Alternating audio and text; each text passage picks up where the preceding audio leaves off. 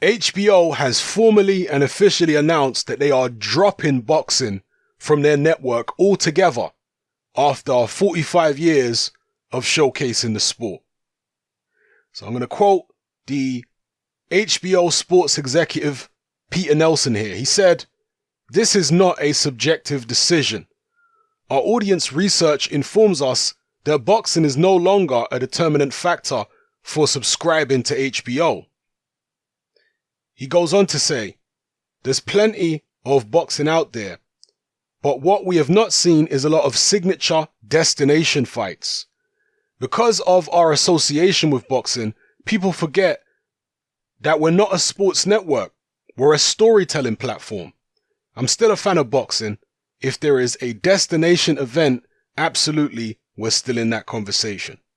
So those are the words of Peter Nelson. Now, what he means by destination event, very strange corporate word in there.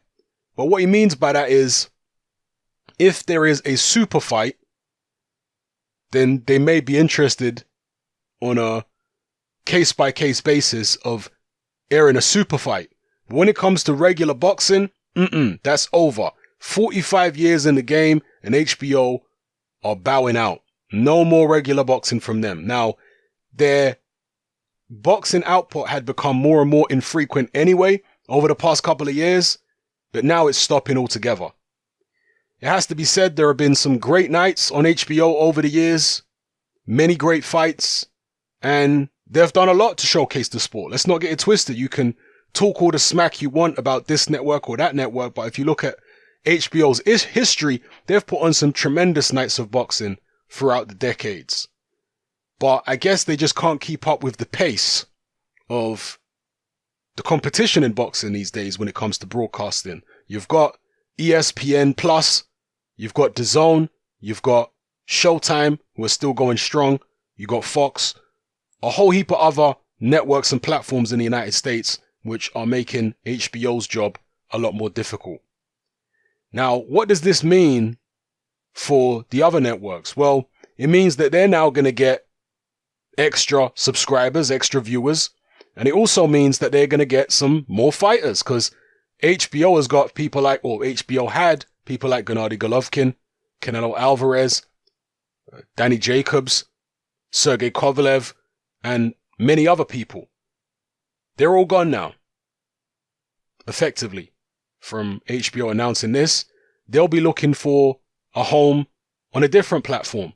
And so the likes of Eddie Hearn, Bob Arum, and many other promoters, Oscar De La Hoya with Golden Boy, Steven Espinoza, Showtime, and Al Heyman, the promoters that work over there, they are going to be scrambling for the signatures of people like Canelo Alvarez, Gennady Golovkin, Danny Jacobs, so on and so forth. They're going to be scrambling for those signatures. Let's see. And this is actually going to strengthen the position of DAZN. It is. I know people have been crapping all over DAZN because they don't like Eddie Hearn, because most of them are Wilder fanboys who do this. Okay, that's cool. You don't like Eddie Hearn.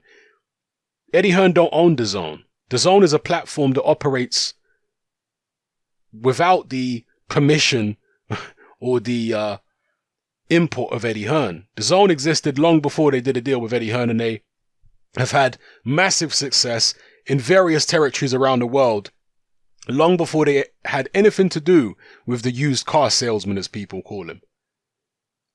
And DAZN's strength, or DAZN's position, is going to be strengthened by HBO leaving boxing, with the fighters that are now leaving. I mean, if DAZN managed to sign somebody like a Canelo or a Triple G, then boy, that's going to be incredible for them. But at the same time, there's a lot of competition. Showtime, that will be a lot of fighters' default destination, because Showtime is an established network. It's an established company. People are familiar with it. They do pay-per-views and all that kind of stuff. So I think most fighters will be more interested in going over to Showtime than they will to DAZN, because of the fact that there's a familiarity there. DAZN being a new platform, people are going to be a little more skeptical. Understandably so. And then you've got ESPN Plus. A lot of other fighters will go there too, to ESPN Plus, because they know ESPN is a brand in the United States. They know Bob Arum. So there are going to be people going there. I'm not sure if Bob Arum has exclusive promotional rights on ESPN. Maybe some of you who are in the know could tell me. And what I mean by exclusive promotional rights, it's like in the United Kingdom, in the UK, Eddie Hearn has got exclusive promotional rights on Sky Sports. So no other promoters are allowed to put on their own shows on Sky Sports in the UK. Only Eddie Hearn is allowed to do that. Is it the same with ESPN in the United States? Is Bob Arum the only promoter that's allowed to put shows on ESPN? You let me know in the comment section below. And with Showtime, which promoters outside of the Heyman promoters, people like Warriors Boxing and all those kind of people, outside of those promoters, who puts shows on Showtime, boxing shows?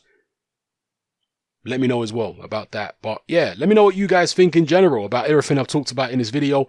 HBO officially leaving boxing after 45 years, showcasing the sport. Do you think it's a good thing? Do you think it's a bad thing? Let me know. And also, people like Max Kellerman, Jim Lampley, Roy Jones Jr., Harold Lederman, they're going to be looking for jobs now. Unless they're going to go into, different areas in HBO, which is, I guess, something they could potentially do. They might be looking to join another network. Max Kellerman, I think I've seen him do other sports as well. I've seen him do sports talk shows and stuff like that elsewhere. So Kellerman I don't know what he's going to do, but Kellerman, Jim Lampley, Harold Lederman, Roy Jones Jr., that's the normal team, isn't it, these days for HBO? They're going to need to be going elsewhere if they want to continue doing boxing anyway. They're going to need to find employment on Showtime or ESPN or DAZN or whatever the case may be. If I was somebody working at DAZN, an executive, I would be scrambling for the signatures of a Kellerman, Lampley, Roy Jones Jr., etc., because the current commentary lineup on DAZN, other than Brian Kenny, is pretty appalling. Sugar Ray Leonard is not a good commentator. I know he's a name and the American public like his name, but as a commentator, Sugar Ray Leonard is horrible. Sergio Mora, to be fair, is not bad. Sergio Mora and Brian Kenny are decent, but to have the likes of a Kellerman there, a Jim Lampley, etc. I know people don't like Kellerman and Lampley and all this type of business, but listen, they're good commentators. They might not be impartial all the time, but in terms of their observations of boxing matches and their voice, their vocabulary, etc., they're good commentators. Same with Roy Jones Jr. So, and people are familiar with them. So anybody working at DAZN at a high level, they need to be trying to headhunt those people now that they are potentially available, because yeah, the guys they got, I mean, Sergio Mora is cool. He's okay. He's not bad. Brian Kenny, I would say, is better. But the rest of them I've heard on there, nah, they need some stronger players on their team with regards to that. Anyway, let me know what you feel in the comment section below, people. What's happening? I'm out. For those of you who are interested in topics outside of boxing, controversial topics even, you might want to check me out on Patreon. Today's podcast, which I've just uploaded, is right here. People are leaving comments already. And the topics covered, it's an hour and 26 minutes long. And I'm covering the topics of black men and white women, dating single mums. And in that section of the podcast where I'm talking about dating single mums, I'll talk about my personal experience of dating a couple single mums in the past. And also the effects of social media, the effects that social media is having on the younger generation especially. So I'll be covering all that in today's podcast, which is just uploaded 27th of September.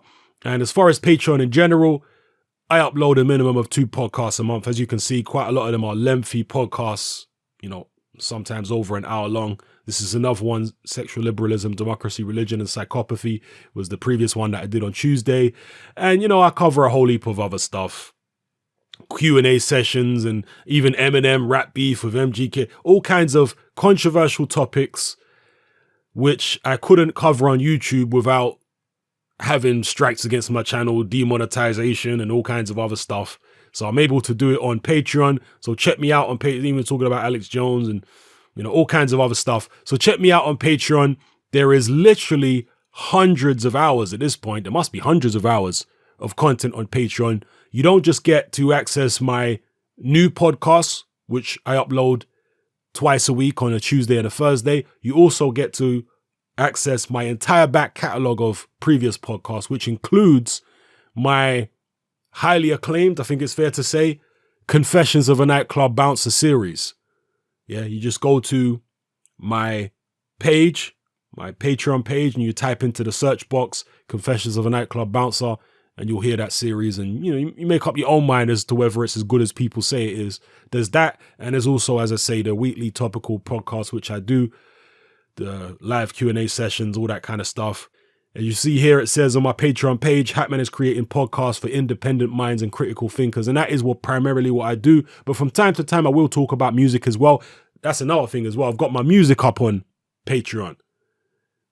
A lot of you may not know that I used to make music back in the days. When I was younger, I used to rap and stuff like that. And apparently I was quite good. You know, it's not me saying this. Let other people decide whether I was good or not. My music is accessible there on Patreon. It's all part of the back catalog. So anyway, like I say, check me out on Patreon if you're interested in hearing me talk about stuff outside of boxing. Yeah, it's happening. I'm out. Join me on Patreon.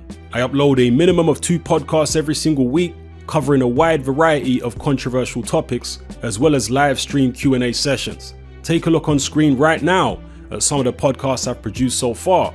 For just $3 a month, the equivalent of about £2 a month, you get access to all my new podcasts and my entire back catalogue of past podcasts, including my popular Confessions of a Nightclub Bouncer series. You can listen on your computer or on your smartphone or tablet by downloading the Patreon app from the Google Play Store or the App Store for free.